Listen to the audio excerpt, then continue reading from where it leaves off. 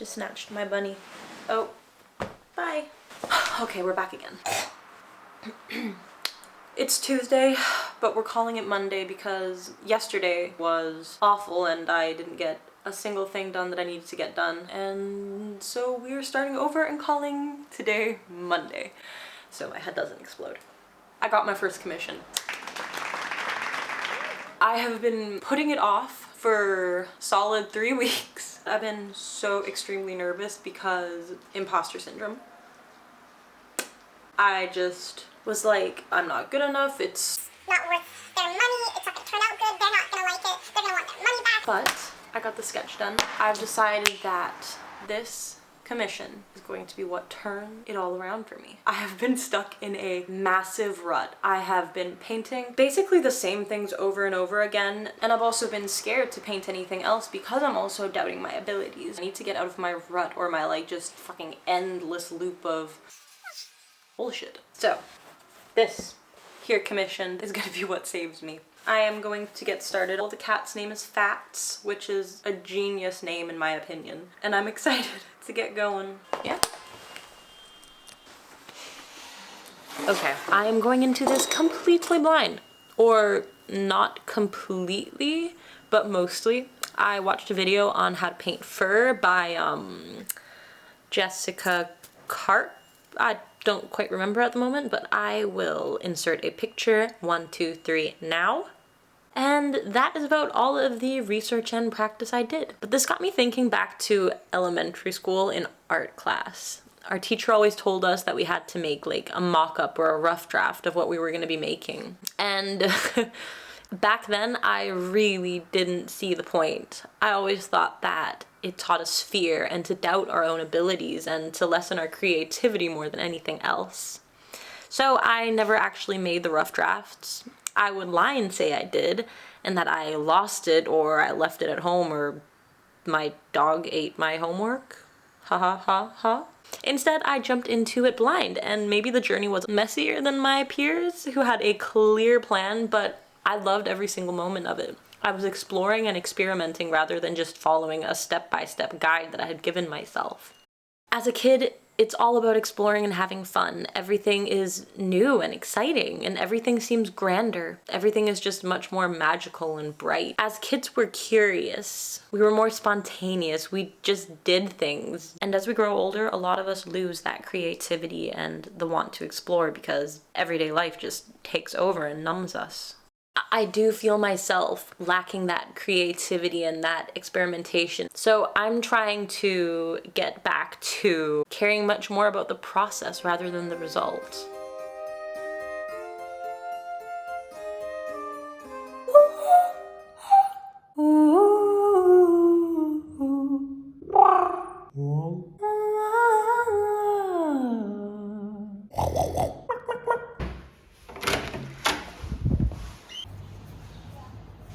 I don't know what to eat for lunch. I am that person who eats the same thing every single day because I don't know what else to eat.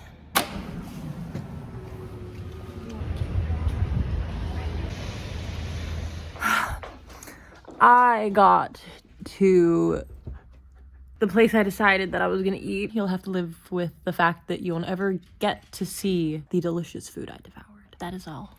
Let's get back to work now. So this is what happens when you don't clean your palette. I like to keep a clean palette because if my palette's a mess, my head's a mess, and then my art's a mess. So I clean my palette. And I make sure it is always clean before starting like a new section of the painting, which here is going to be the background. Okay, I know I was just saying how we need to be more playful and how I basically never plan ahead, but I did have to do a little bit of planning ahead just to make sure that I can deliver the best product possible. So here's what I did. I've done something that I normally don't do, and that is make these little color swatches, like testing out my colors before I actually start painting. What I normally do is I mix the burnt sienna and cobalt teal, which makes this really nice, like very natural grassy looking green. I usually don't do these swatches because I'm usually just painting for me and not for anyone else. However, It is so important that we do find a balance between play and study. If we want to keep getting better and to grow as an artist, we really do need to try new things and experiment. But we also have to understand why we're doing what we're doing to implement our new learned tools and skills into future art. Otherwise, you're going to be stuck doing the same thing over and over and over again, and that does not sound very fulfilling to me.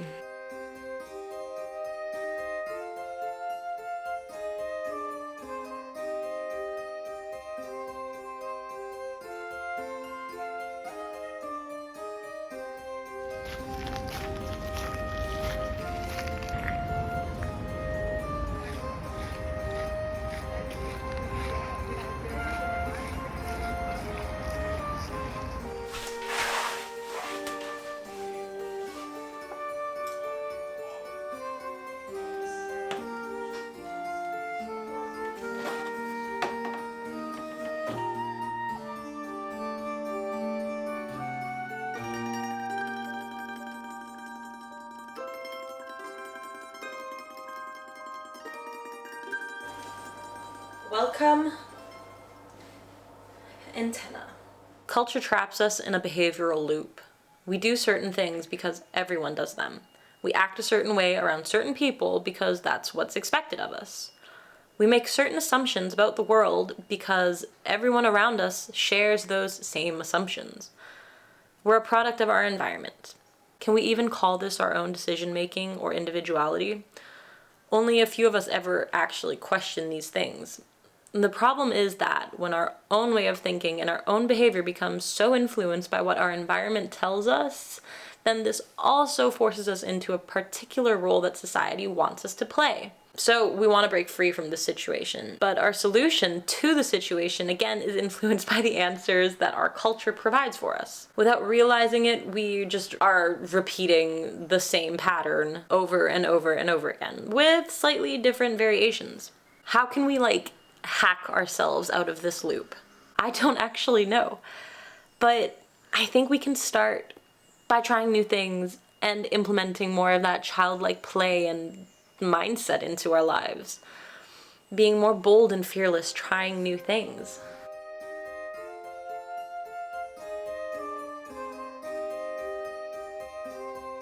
I struggled a lot with the background. I really had no idea what I wanted to do. I kind of flip-flopped between doing kind of like a checkered floor or just keeping the background one color and having a random floating cat. But in the end, I decided to make kind of like a floor vibe. So I mixed this, I don't know what to call this color actually. It's like a pinky magenta. I don't know, I'm not quite sure. You tell me.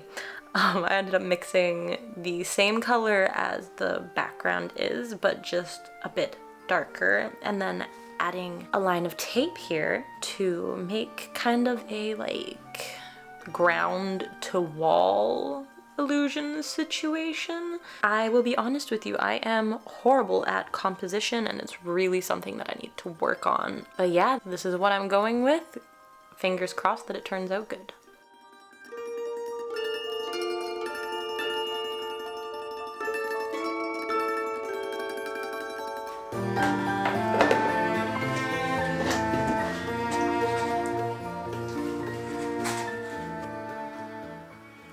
Okay, finally we are on to final touches here.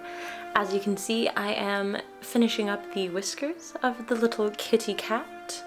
I thought that the whiskers, they were looking a little muddy with the rest of the fur and I wanted them to look a little bit more crisp, so I actually ended up going in with some of the darker color from the fur to kind of bring them forward a bit more, and I think that it did what I wanted, so I'm pretty happy.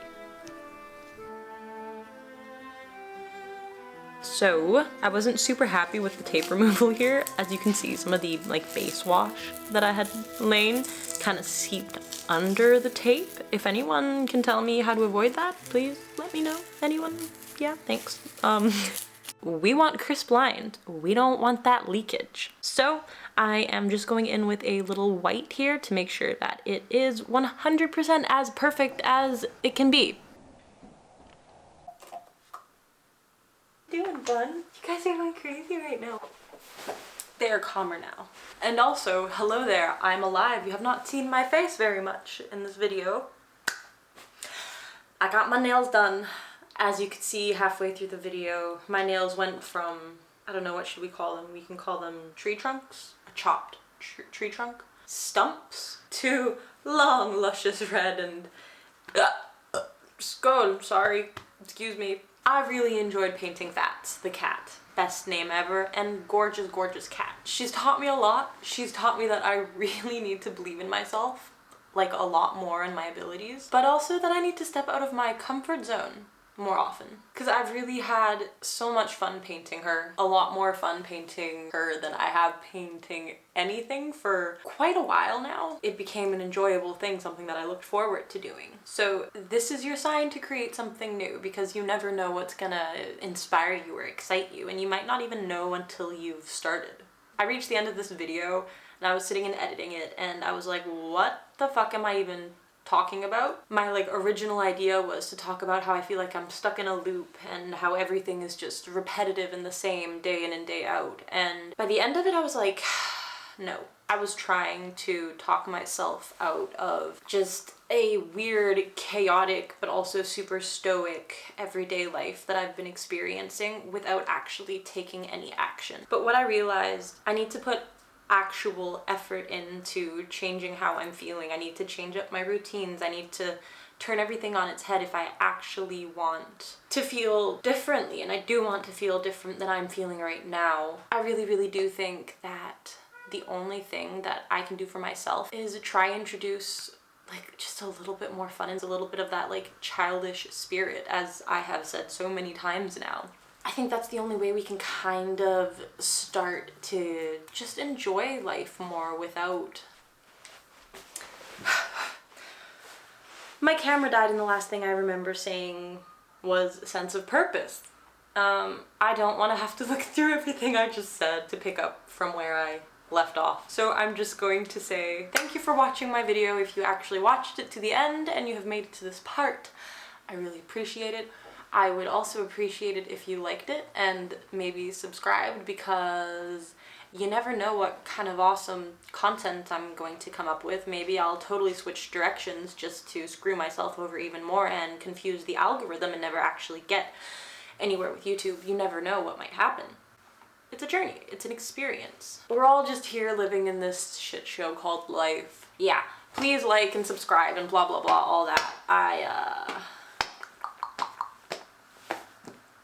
I will see you next time. Bye.